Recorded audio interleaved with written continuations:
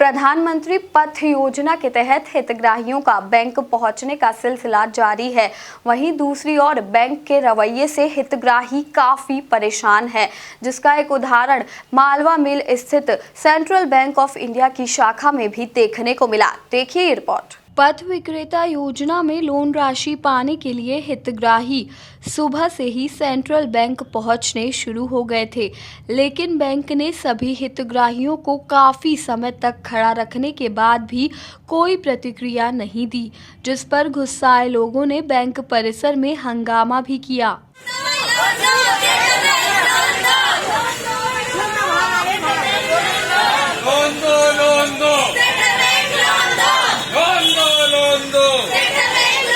आज आओ, कभी कहते कल आओ। तो आज नंदू भैया आए थे और बड़े अधिकारी भी आए थे, तो उन्होंने आज हमारा करवाया। नहीं तो ये लोग तो टाल ही रहे थे, बोले आज होगा कल होगा, नहीं तो नहीं होगा। कम से कम 15 दिन लोन के फॉर्म हमने जमा करे थे, तो वो कह रहे थे आज आइए कल आइए। तो इस 8 दिन से हम परेशान हो रहे हैं, तो कहते बोले नहीं होगा फिर चले जाओ। फिर आज बड़े अधिकारी जी आए और नंदू भैया आए, तो उन्होंने सब करवाया है। कारण कुछ भी नहीं बता रहे, कह रहे नहीं होगा, बस ऐसा बोल रहे थे। कारण तो उन्होंने कुछ भी नहीं बताया कि क्यों नहीं होगा, कुछ भी नहीं बताया उन्होंने कि मैसेज आया कि नहीं आएगा।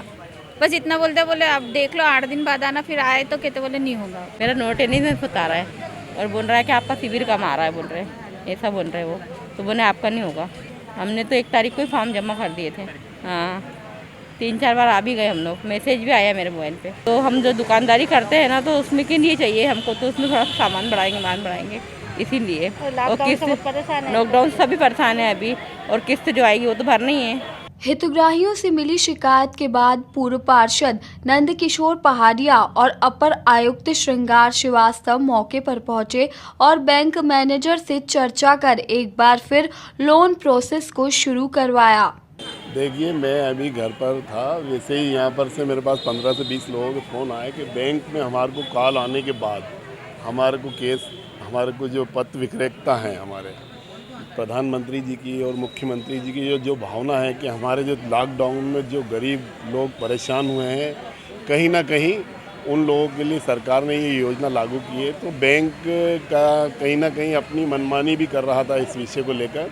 तो मेरी सिंगार जी से बात हुई कि साहब यहाँ पर बहुत प्रॉब्लम हो रही है, इस बेल्ट में गरीब बस्ती बहुत है और हमें सरकार की योजना है, इसको हमें सरकार की योजना हर नीचे तक के तबके को पहुँचाना है, क्योंकि लॉकडाउन में कई परिवारों की स्थिति बहुत दयनीय हो चुकी है। तो उस विषय को लेकर मैं यहाँ आया था। तो अभी हमारी मैनेजर साहब से बात हुई है, तो उन्होंने जो आज यहाँ पर 65 लोगों की संख्या, उसमें से अभी तत्काल वो 50 लोगों को कर रहे हैं। माननीय सिंगार जी ने भी बोला, कलेक्टर साहब को भी धन्यवाद दूंगा मैं कि उन्होंने बैंक की जो मनमानियाँ चल रही थी रेगुलर, तो मैनेजर साहब का यहाँ अच्छा रिस्पांस मिला है। तो हम चाह रहे हैं कि सभी को लोन मिले और इनकी रोजी रोटी का जो कर सकते हैं 10-10 हज़ार रुपये की जो राशि प्रधानमंत्री जी मुख्यमंत्री जी की जो भावना है, हमारे लोगों नीचे तक के लोगों के पास जाए, उनकी मदद हो, इसी भावना को लेकर हम लोगों ने सबने चर्चा करके, ये हमारी सरकार दे रही है तो बैंक को क्या दिक्कत है, हमारी सरकार पैसा दे रही है, इसमें PM साहब दे रहे हैं, मोदी जी दे रहे हैं कि वो हर नीचे के तबके तक जाए। तो इस संदेश को लेकर हम लोग यहाँ पर आए।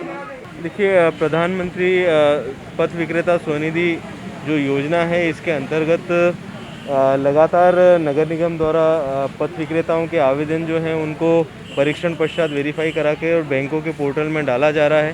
तो कई बैंक्स में ये स्थिति बन रही है कि वहाँ आवेदक काफ़ी हैं, जमा हैं, लेकिन लोन होने की रफ्तार कम है, जिसके कारण कभी कभी जो आवेदक हैं वो एक भीड़ के स्वरूप में उद्वेलित हो जाते हैं। यहाँ स्थिति ये थी कि करीब 143 केसेस जो हैं वो स्वीकृत हैं, जिनको डिसबर्सल के लिए यहाँ लोग आए हुए थे। करीब 60-70 लोग यहाँ आने से भीड़ का माहौल हुआ और कहीं उनको ये लगा होगा कि बैंक के द्वारा सहयोग नहीं किया जा रहा है।